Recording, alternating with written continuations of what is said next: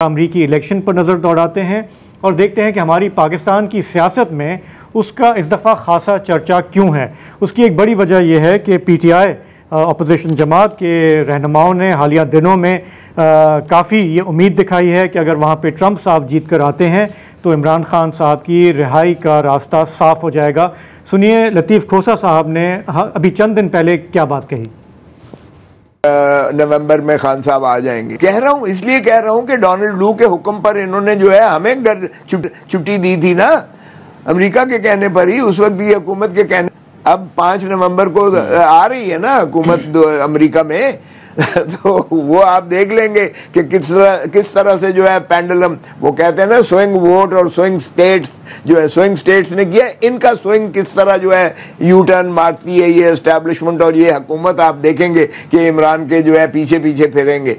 लतीफ़ खोसा का ये कहना है कि ट्रंप जीत जाएगा और जब ट्रंप जीतेगा तो फिर इमरान खान साहब रिलीज़ हो जाएंगे। बहुत पीटीआई के सपोर्टर्स की ये सोच है।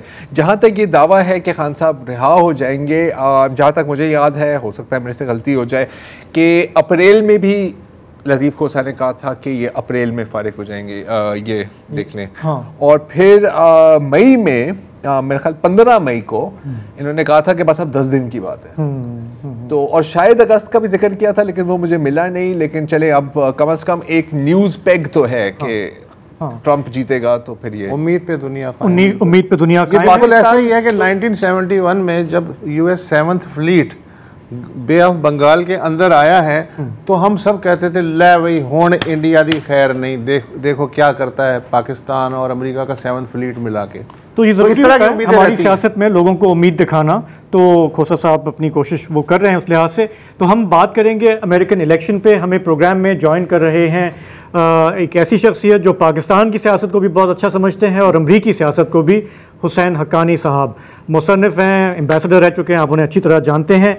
हमारे प्रोग्राम पे बड़े अरसे बाद वो आ रहे हैं। हुसैन हक्कानी साहब, आपका प्रोग्राम में खैर मकदम। मेरा ख्याल है कोई 5 साल के बाद आपसे बात हो रही है, क्योंकि आप पे कदखने थी, हम पे भी थी, लेकिन अब वो ख़त्म हो गई हैं, तो हम खुले डुले माहौल में थोड़ी सी बात कर सकते हैं। मैं आपकी तरफ आने से पहले एक मुख्तसर जायज़ा हमारे व्यूअर्स के लिए पेश करना चाह रहा हूँ कि लेटेस्ट सिचुएशन अमेरिका में है क्या। हम जानते हैं कि तकरीबन 1 हफ़्ते से भी कम का टाइम रह गया है और वहाँ पे जो स्विंग स्टेट्स कहलाती हैं, सारा फोकस वहाँ पर है। कामला हैरिस वहाँ पे जलसे कर रही हैं, रैलीज़ कर रही हैं। ट्रंप साहब का भी फोकस वहाँ पर है। जो मजमूई राय अम्मा के जायज़े सामने आ रहे हैं उसमें पब्लिक ओपिनियन पोल्स में कामला हैरिस को बहुत ही मामूली बढ़तरी हासिल है 48% से। लेकिन अगर हम स्विंग स्टेट्स की बात करें, बैटल ग्राउंड स्टेट्स की बात करें, तो उसमें आपको नज़र आएगा कि ट्रंप साहब को नॉर्थ कैरोलिना में, जॉर्जिया में, एरिज़ोना में बढ़तरी हासिल है, जबकि विस्कॉन्सिन और मिशिगन में ये डेमोक्रेट्स के स्ट्रॉन्ग होल्ड रहे हैं। लेकिन ट्रंप साहब ने ये जीते थे 2016 में, फिर बाइडेन साहब ने वापस ये जीते 2020 में। अब जो है कामला हैरिस बहुत ही मामूली बढ़तरी से वहाँ पे आगे हैं। लेकिन इन तमाम ये जो बैटल ग्राउंड स्टेट्स हैं, सबसे जो ज़्यादा अहम है वो है पेंसिल्वेनिया, जिसके 19 इलेक्टोरल वोट्स हैं। इलेक्टोरल वोट्स के बारे में हम तफसीली बात फिर कभी करेंगे। मुख्तसरन ये कि अमेरिका का ये जो इलेक्शन है इसमें फ़ैसला पॉपुलर वोट से नहीं होता कि सदर कौन होगा, बल्कि इलेक्टोरल कॉलेज उसको डिटर्मिन करता है। इलेक्टोरल कॉलेज में यह है कि हर रियासत के पॉपुलेशन के हिसाब से वोट होते हैं। कुल वोट हैं 538 और जो भी 270 वोट ले लेता है वो सदर बन जाता है। थोड़ा ये कॉम्प्लिकेटेड मामला है, इस पर हम बाद में बात करेंगे। लेकिन इस वक्त जो तवज्जो है वो ये कि कामला हैरिस साहिबा, अगर एक और ग्राफ मैं आपको दिखाना चाह रहा हूँ कि जब ये इनका डिक्लेयर हुआ कि ये नॉमिनी होंगी डेमोक्रेट पार्टी की, तो बड़ी इनसे उम्मीदें वाबस्ता थी। इन्होंने एक नई जान डाल दी क्योंकि वो बाइडेन बाबा जी जो हैं वो तो बहुत थक गए थे। कामला हैरिस के आने से आप ये ग्राफ देख सकते हैं कि सितंबर में काफ़ी ज़्यादा गैप था, वो आगे थी काफ़ी, उनसे बड़ी उम्मीदें वाबस्ता थी। लेकिन जिस अंदाज़ में उनकी कैंपेन चली है, गज़ा का मामला है, दूसरा क्रिटिसिज्म है, वो गैप जो है हालिया चंद हफ्तों में काफ़ी नैरो होता गया है और ट्रंप साहब काफ़ी उनके करीब आ गए हैं। अच्छा, एक चीज़ ये जहन में रखने की ज़रूरत है जब हम पब्लिक ओपिनियन पोल्स की बात करते हैं कि इनमें मार्जिन ऑफ एरर जो है वो 3 to 4% है। तो जो लोग ये डेटा शेयर कर रहे हैं वो ख़ुद भी ये कह रहे हैं कि भैया हमने पहले भी ट्रंप को अंडर एस्टिमेट किया है, इस दफ़ा भी मिडिल अमेरिका से वो बाजी ले जा सकते हैं। तो कुछ नहीं कहा जा सकता कि आगे क्या होगा। हुसैन हक्कानी साहब, ये जो मोटी मोटी बातें तो मैंने बता दी, आप बताएं कि अमेरिका को आप ज़्यादा हमसे शायद बेहतर समझते हैं, थोड़ा ये बताइएगा कि इस दफ़ा आप कैसे देख रहे हैं। एक दिलचस्प इलेक्शन तो है, लेकिन अगले 4-5 दिनों में क्या और हो सकता है? शाहजेब साहब, सबसे अहम बात तो हमें ये याद रखनी चाहिए कि सन 2000 से लेकर आज तक सिर्फ एक इलेक्शन ऐसा है 2004 का जिसमें रिपब्लिकन उम्मीदवार ने मुल्कगीर सतह पर पॉपुलर वोट की अक्सरियत हासिल की। बाकी डेमोक्रेट्स की अक्सरियत पॉपुलर वोट की सतह पर हमेशा रही है। डोनाल्ड ट्रंप जब 2016 में जीते थे तो वो 3 रियासतों में चंद हजार वोटों से ज्यादा जीतने की वजह से सदर बन गए थे, उनको भी पॉपुलर वोट में अक्सरियत हासिल नहीं थी। इस बार एक इम्कान ये पैदा हो गया है कि उनको तो शायद पॉपुलर वोट की अक्सरियत हासिल हो जाए, लेकिन कामला हैरिस थोड़े थोड़े वोटों से वो जो 7 रियासतें हैं जिनको स्विंग स्टेट्स कहा जाता है उनमें कामयाब हो जाए और उसकी वजह से सदर मुंतखब हो जाए।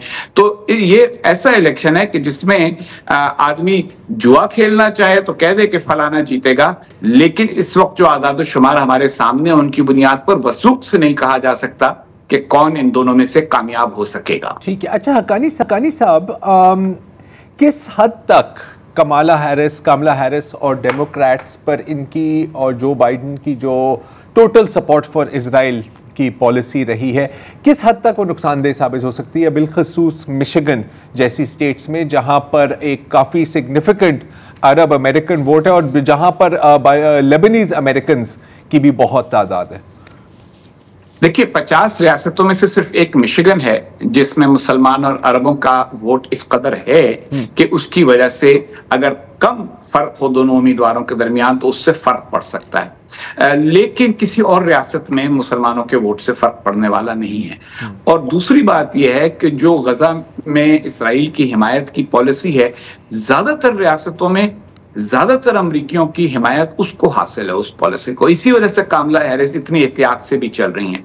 मुसलमानों के लिए एक बहुत बड़ा इशू यह है कि अगर हमने ये अपना एडवांटेज मिशिगन में प्रेस करने किया सिर्फ ये साबित करने के लिए कि हम तुम्हें यहां से हरवा सकते हैं, और उसके बाद ट्रंप जीत गए जो कि इमिग्रेशन के मुखालिफ हैं, जिन्होंने पिछली बार मुसलमानों पर मुस्लिम बैन लगवाने की कोशिश की थी, तो उस सूरत में मुसलमानों को बहसीत मजमूई इससे कहीं ज्यादा नुकसान होगा।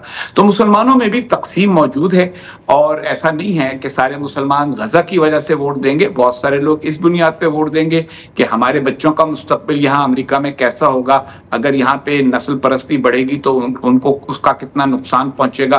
बिल्कुल उस तरह जिस तरह बरतानिया के इलेक्शन में पाकिस्तानियों और मुसलमानों ने एक मौक़िफ़ इख्तियार किया, बहुत ही बाएं बाजू के बहुत सारे लोगों ने उनका साथ भी दिया, लेकिन मजमूई इंतखाबी नतीजे पर उसका बहुत बड़ा फर्क नहीं पड़ा।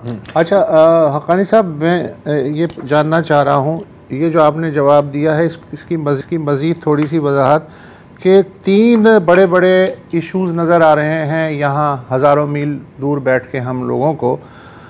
एक तो है कि इमिग्रेशन, जिस पे कि ट्रंप साहब जो हैं वो मुस्तकिल ज़ोर दे रहे हैं कि इनको निकालना है, और अब कामला हैरिस जो हैं वो भी शायद ये पोजीशन थोड़ी बहुत लेने लगी हैं आखिरी दिनों में। दूसरी है इकॉनमी के बारे में तासुर ये है कि ट्रंप के ज़माने में बेहतर थी और वो आएगा तो दोबारा होगी, इसलिए कि उसका जो रवैया है पहले अमेरिका होता है और बाद में दुनिया होती है। और तीसरी चीज़ है शायद मिडल ईस्ट इलेक्शन कैंपेन में। तो इसमें इन तीनों में अलल तरतीब कौन सा मौजू वोटरों के ऊपर हावी है? मेरे ख्याल है कि जो सफ़ेद फाम अमरीकी हैं उनको बहरहाल इमिग्रेशन से फ़र्क पड़ता है, फ़िक्र है उनको, और वो भी इस वजह से कि अब पहली बार अमेरिका में चंद सालों से जो इमिग्रेशन का रुझान है उसमें सफ़ेद फाम लोग कम आ रहे हैं और लातीनी अमेरिका के लोग और दूसरे मुल्कों के लोग ज़्यादा आ रहे हैं। तो ये यानी एक मखसूस तबके का इशू है, और वो समझते हैं कि ये बाहर से आ रहे हैं, ज़्यादा पढ़े लिखे आ रहे हैं और ये हमारे जॉब्स ले रहे हैं। मगर उसका असर चंद रियासतों पे ही पड़ेगा, लेकिन उसका एक दूसरी साइड ये है कि कामला हैरिस को उसकी वजह से अक़लियतों के वोट बड़ी तादाद में मिल जाएंगे। बहुत सारे मसलन एरिज़ोना में, नेवाडा में उनके जीतने का अगर कोई नतीजा हुआ तो उसका सबब सिर्फ ये होगा कि वहाँ जो लाटिनो वोटर हैं उन्होंने उनका साथ दिया और बड़ी तादाद में दे दिया। दूसरी जो बात है मईशत की, तो मईशत के बारे में भी देखें, ये जब शख्सियत परस्ती की सियासत होती है तो उसमें लोग ये समझने लगते हैं कि जी हमारा ही आदमी जो है वो बेहतर था। आपको इसका ज्यादा, मुझसे भी ज्यादा इल्म है, क्योंकि पाकिस्तान में वो बहुत ज्यादा है कि नहीं सबको। लेकिन आदाद और शुमार ये बताते हैं कि मईशत जो है वो जो बाइडन के दौर में ज्यादा संभली है, ज्यादा बेहतर हुई है। और इसका एक और सबूत ये भी है कि जो कारोबारी तबका है, बिजनेस कम्युनिटी है, जो हमेशा रिपब्लिकन पार्टी का साथ दिया करती थी, उसकी बड़ी तादाद कमला हैरिस का साथ दे रही है। तो दो चार बड़े बड़े लोगों को छोड़ के, जिनमें एलॉन मस्क जो कि एक्स के मालिक हैं, जो ट्विटर हुआ करता था, और उन्होंने उस प्लेटफॉर्म को बहुत यूज किया है डोनाल्ड ट्रंप के हक में और बाज़ गलत इत्तलात फराहम करके, तो वो अपनी जगह, लेकिन जो दरमियाने दर्जे का बिजनेसमैन है उसने कमला हैरिस का साथ दिया। तो इकोनॉमी के ऊपर इतना में यह होगा कि जो लोग ट्रंप के पहले से हामी हैं दूसरी वजूहात से, वो लोगों को कहने की हद तक ये कह देंगे जी हमने तो इकोनॉमी की वजह से उसको वोट दे दिया, लेकिन असल इशू वो नहीं है। इमिग्रेशन बहुत बड़ा इशू है, और फिर आपने 3 इशू जो गिनवाए उनमें मशरक़ वस्ता इतना बड़ा इशू अमेरिकी इलेक्शन के अंदर नजर नहीं आ रहा। बाएं बाजू के नौजवानों का वो इशू है, और मुसलमानों का, अरबों का इशू है। जो सबसे बड़ा इशू है जिसका आपने जिक्र ही नहीं किया, वो खुद डोनाल्ड ट्रंप की शख्सियत है। बहुत सारे लोग हैं वो ये समझते हैं कि डोनाल्ड ट्रंप की वजह से अमेरिका तकसीम हो रहा है, डोनाल्ड ट्रंप की वजह से कुतबियत बढ़ रही है, डोनाल्ड ट्रंप की वजह से मुल्क में तशद्दुद का इम्कान है, और डोनाल्ड ट्रंप की वजह से लोगों में जो नफरतें हैं वो बढ़ रही हैं। अच्छा, लेकिन ऐसे लोग ऐसे लोग जब भी होते हैं वो सब, तो वो आधे लोगों को तो अपने साथ मिला लेते हैं, लेकिन बाकी आधों को साथ मिलाना उनके लिए बड़ा मुश्किल होता है। सवाल ये है कि दोनों में से कौन अपने वोटरों को ज्यादा तादाद में वोटिंग बूथ तक ला सकेगा। लेकिन कामला की जहां तक मैं थोड़ा सा हुसैन हक्कानी साहब को मैं पाकिस्तान के हवाले से भी मैं लाना चाह रहा हूं कि आपसे ये भी पूछेंगे कि हमारे साउथ एशिया रीजन के लिए, इंडिया चाइना के हवाले से भी इसके क्या इम्प्लिकेशंस हो सकते हैं जो रिजल्ट आएगा। लेकिन पहले हमारी दाखिली सियासत में हमने आपको ये क्लिप भी सुनवाया, हमारे लोकल टॉक शोज़ में बड़ा ये मौजू है कि जी के इमरान खान साहब रिहा हो जाएंगे, ट्रंप की बड़ी दोस्ती है उनके साथ। थोड़ा सा हमारे लोगों को ये करेंगे कि ये मामला जो रियासत की सतह के होते है या नहीं, ये कैसे इसकी कितने चांसेस हैं भी या नहीं, इस पे बात हो जाए ना। कि एक ऐसा शख्स जो कहता है कि अमेरिका फर्स्ट, अगर किसी ऐसे शख्स को कामयाब कराएगा या उसको रिहा कराएगा या उसकी जिंदगी को आसान बनाएगा जो पाकिस्तान फर्स्ट का दावेदार है, तो खान साहब को दो में से एक चीज ही वो बरकरार रख सकेंगे ना। या तो वो पाकिस्तानी कौम को ये कहें कि जी अमेरिका जो है उसको मैंने एब्सोल्युटली नॉट कहा, उसकी मुझे सजा मिली, और या फिर उनको ये कबूल करना पड़ेगा कि ना उनको कोई सजा मिली और उन्होंने तो बल्कि ट्रंप की दोस्ती का फायदा उठा लिया।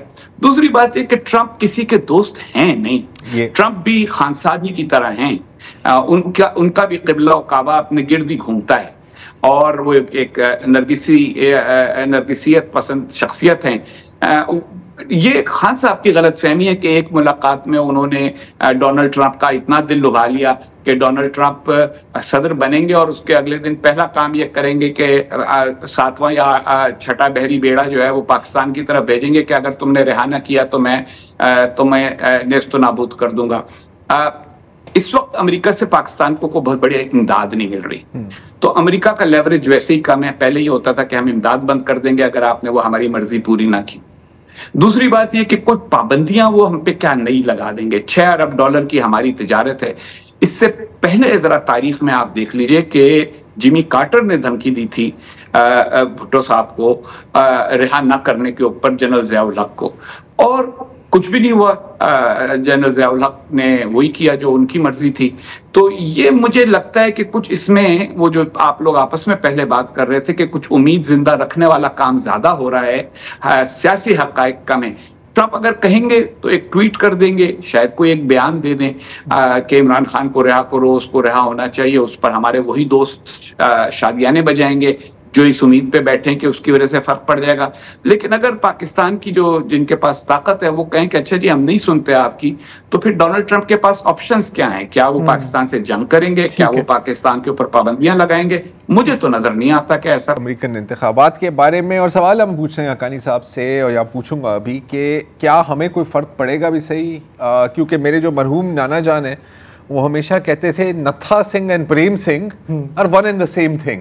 तो हमें को फर्क भी पड़ेगा कानी साहब? हम तो शायद उनके रेडार पे भी नहीं है सच, जिस तरह एक जमाने में होते थे। तो डेमोक्रेट्स आए, रिपब्लिकन्स आए, पाकिस्तान पॉलिसी जो है यूएस की अगर कोई है, उसमें कोई खास तब्दीली नजर आती है आपको? मुझे तो नहीं नजर आती। नहीं ना? और उसका बड़ा सबब सीधा सादा है। पाकिस्तान अमेरिका के लिए अहम था सर जंग में सोवियत यूनियन के हवाले से, उसके बाद अहम था अफगानिस्तान के हवाले से। इस वक्त किस चीज के लिए अहम होगा? हमने खुद तालिबान को अफगानिस्तान में बिठाकर अमेरिका को वहां से रुखसत कर दिया, उन्होंने भी पलट के देख लिया और कहा अच्छा चलो ठीक है, अगर जा रहा है तो जाए। अब उसके बाद उन्होंने अमेरिका से भारत से दोस्ती कर ली है, वो उनके इतना करीब हो गया है जिससे दोस्ती की उनको बहुत पहले से ख्वाहिश थी। हम चीन के करीब तर हो गए हैं, तो अमेरिका की कौन सी ऐसी स्ट्रेटेजिक ख्वाहिश है जो इस वक्त हम पूरी कर सकेंगे? और मुझे एक सवाल आप लोगों से भी करना है, क्योंकि आपने मुझसे सवाल किया था इस बारे में। मैं आपसे ये पूछना चाहता हूं कि अगर डोनाल्ड ट्रंप जीत गए और उन्होंने खान साहब के लिए कुछ नहीं किया, तो फिर पीटीआई वाले आपके शो पे आकर क्या कहा करेंगे? वो वैसे नहीं आते, सॉरी। लेकिन हाँ, हम बुलाते भी नहीं सवाल अच्छा है, हम वैसे पॉलिटिशियंस को बुलाते नहीं सच। लेकिन वो सर आप फिक्र ना करें, वो कोई ना कोई दलील इजाद कर देंगे, वो हमेशा ऐसे ही होता है। अच्छा, अब आपके पास कोई और सवाल है? कमला हैरिस, ट्रंप के बारे में तो चले बहुत बात होती है कि उसकी पर्सनैलिटी तो हम सब जानते हैं, बड़ी कलरफुल है एक तरह से। लेकिन कमला हैरिस जब ये आई थी तो बिल्कुल एक एक्साइटमेंट थी, क्योंकि वो बाबा जी खुडे लाइन हो गए थे और ये यंग थी, female, so on and so fourth. लेकिन कम से कम मेरा अपना जो पर्सनल इंप्रेशन है, उनकी जितनी भी मैंने क्लिप्स देखी हैं, वो ऐसे लगता है कि उनके सामने कोई 5 टॉकिंग पॉइंट्स हैं, उनको ही वो दोहरा रही होती है, स्ट्रगल कर रही, हंस रही होती हैं। मतलब जैसे वर्ड सैलेड नहीं कहा जाता अंग्रेजी में, राइट? तो उनका जो चार्म है, आपका ख्याल है कि थोड़ा सा वेयर ऑफ हुआ है ऑलरेडी? देखिए, हार्ड कोर जिन लोगों की सपोर्ट डेमोक्रेटिक साइड के लिए हमेशा रहती थी, वो सारे वापस आ गए पार्टी में। वो मायूस हो गए थे, वो ये समझ रहे थे कि जो बाइडेन के बुढ़ापे की वजह से हम कैसे इसका साथ दे सकते हैं, तो वो वापस ले आई हैं अपने साथ। दूसरी तरफ अगर आप देखें, जिस बात को लोग तवज्जो नहीं दे रहे, वो ये है कि रिपब्लिकन्स का एक बहुत बड़ा तबका खुलकर उनका साथ दे रहा है, क्योंकि वो उनको मॉडरेट समझते हैं, बहुत ज्यादा लेफ्ट विंग नहीं समझते। और उनकी ये जो खूबी है कि उनका मौकफ को बहुत ज्यादा वाजे नहीं होता, ये उनके लिए एक अच्छी चीज है। तो असल में तो वो इलेक्शन लड़ी हैं as the not Donald Trump. इसीलिए मैंने आपसे कहा था, जब उसत ने कहा कि ये 3 बड़े बड़े इश्यूज हैं, तो मैंने कहा था नहीं, आप सबसे बड़ा इशू भूल गए, वो सबसे बड़ा इशू डोनाल्ड ट्रंप है। अमेरिका के बहुत सारे लोग ये सोचते हैं और कहते हैं कि भाई हम क्या 4 साल मजीद शोर शार के अंदर ही गुजारना चाहते हैं, या हम एक नॉर्मल हुकूमत चाहते हैं? तो नॉर्मल हुकूमत कमला हैरिस प्रोवाइड कर देंगी, जिसके अंदर ब्यूरोक्रेट अपने फैसले करेंगे, मुख्तलिफ महकमे अपने अपने तरीके के साथ चलेंगे, और थोड़ा सा जो एक कौमी शोर है वो शायद थोड़ा कम हो जाए। यही उम्मीद रखने वाले उनको वोट दे रहे हैं, इस वजह से नहीं दे रहे कि कोई वो नई जॉन एफ कैनेडी हैं या नई लिंडन जॉनसन है। ये लोएस्ट कॉमन डिनोमिनेटर, वो नेवर ट्रंप वाली बात। कंटिन्यूटी का सिंबल है बेसिकली, ये जो मौजूदा कंटिन्यूटी का सिंबल है, मॉडरेशन का सिंबल है, नॉर्मलसी का सिंबल है, और नेवर ट्रंप का सिंबल है। और मैं पहली बार सुन रहा हूं कि जो जैसे डिक चेनी नायब सदर हैं, उनकी बेटी लिज और बुश की बेटी बारबरा, वो कमला हैरिस के साथ जो है इलेक्शन कैंपेन पे है, तो इसका भी साइकोलॉजिकल असर तो पड़ रहा होगा। हाँ, खवातीन का जी देखिए, अगर इलेक्शन के दिन कोई आपको सरप्राइज मिला और कमला हैरिस जीती और बड़ी परसेंटेज से जीत गई, देखिए ये जो ओपिनियन पोल्स हैं, इनके अंदर एक एडजस्टमेंट की जाती है कि अच्छा तो वेटेज ये करा जाए, पिछले इलेक्शन में क्या हुआ था, हमने क्या गलती की थी। तो एक इस बात का भी इम्कान है कि वेटिंग इतनी ज्यादा की जा रही हो कि माजी में हमने हमेशा ट्रंप को अंडर एस्टिमेट किया है कि वो इस इलेक्शन में शायद कमला हैरिस को अंडर एस्टिमेट कर रहे हैं। ये बात कही गई है और बाज लोगों की ये सोच है। अगर फर्क पड़ेगा और कमला हैरिस बड़ी तरह से जीती, तो उसका बड़ा सबब खवातीन होंगी, क्योंकि औरतों की बड़ी तादाद, जिनमें रिपब्लिकन औरतें शामिल हैं, वो उनके साथ हैं।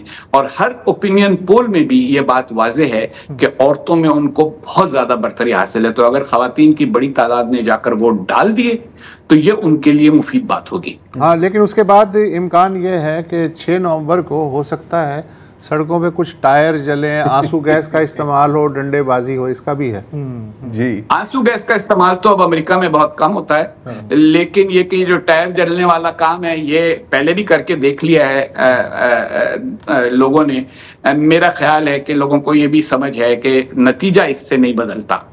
हुसैन हक्कानी मतलब साहब, आप 4 हल्के खोलें या 40 रियासतें। आपका बहुत बहुत शुक्रिया आज प्रोग्राम में हमारा साथ देने का। इंशाल्लाह आपसे दोबारा भी बात होगी। एक फैक्टर लेकिन ये है कि जो अनकमिटेड डेमोक्रेट वोट है अब उसका देखना होगा, क्योंकि अभी जैसे मिशिगन की बात है, तो आप अगर ट्रंप की कैंपेन देखें ना यार, तो वो बाकायदा लेबनान का नाम लेके कैंपेन कर रहा है। अच्छा, दूसरी जानिब मैंने देखा था आपकी जो है फेवरेट अलेक्जेंड्रिया ओकेजिया-कोर्टेज़, AOC, वो उन्होंने ना 5 मुख्तलिफ ज़बानों में अपने इलेक्शन मटीरियल छापा है। अरबी में जो है ना वो उलट लिखा हुआ है सब कुछ, मतलब अल्फाज जुड़े भी नहीं है, मतलब अलिफ बे ते लिखा हुआ है, उसकी कोई सेंस नहीं बन रही। तो लोगों ने कहा कि यार इतना तो आप देख लेते कि यार किसी को दिखा देते या कम से कम गूगल कर लेते।